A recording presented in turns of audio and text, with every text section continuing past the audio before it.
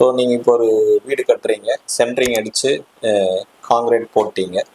Concrete போட்டு நீங்கள் ஒரு 21 நாள் க்யூரிங் டைம் விடணும். ஸோ 21 நாள் கழித்து நீங்கள் சென்ட்ரிங் மெட்டீரியல் பிரிக்கிறீங்க அப்படின்னா, பிரிக்கும்போது அந்த சென்ட்ரிங் மெட்டீரியல் வந்து சேஃபாக பிரிச்சிட்டிங்கன்னா உங்களுக்கு வந்து பில்டிங்கில் எந்த டேமேஜும் வராது. நிறைய பேர் என்ன பண்ணுவாங்கன்னா, இந்த ஜாக்கியெல்லாம் எடுத்துகிட்டு மேலேருந்து தட்டி விட்டுருவாங்க. ஸோ மேலேருந்து எல்லாம் தொப்புன்னு கீழே விழுகும்போது பில்டிங்கும் கொஞ்சம் டேமேஜ் ஆகும், மெட்டீரியலுக்கும் சென்ட்ரிங் மெட்டீரியலுக்கும் கொஞ்சம் டேமேஜ் ஆகும். அந்த மாதிரி இல்லாமல் நீங்கள் கீழே இந்த ஸ்கஃபோல்டிங்கு இல்லை ஒரு சின்ன பிளாட்ஃபார்மை ஒரு 4x4 இல்லைன்னா 4x2 6x2 அந்த மாதிரி ஒரு சாரம் மாதிரி கூட போட்டு மேலே நின்று அழகாக ஒவ்வொன்றா பிரித்து எடுத்தீங்கன்னா எந்த பொருளுக்கும் டேமேஜ் ஆகாது. பில்டிங் ஓனரும் நீங்கள் சென்ட்ரிங் கான்ட்ராக்டராக இருந்தீங்கன்னா அவங்களுக்கும் உங்கள் மேலே நல்ல மதிப்பு வரும். இவங்க நீட்டாக வேலை செய்கிறாங்க அப்படிங்கிற மதிப்பு வரும்போது உங்களுக்கு அடுத்த பிஸ்னஸ் கிடைக்கிறதுக்கான வாய்ப்பு இருக்குது. ஸோ அதனால் நம்ம தட்டி விட்டால் காசு மிச்சமாகும், சேவ் பண்ணலாம் அப்படின்னு அப்படி நினைக்காம உங்களோட வேல்யூ அதிகம் பண்ணுறதுக்காக நீங்கள் மெட்டீரியலை சேஃபாக பிரித்து சேஃபாக எடுத்துகிட்டு வாங்க.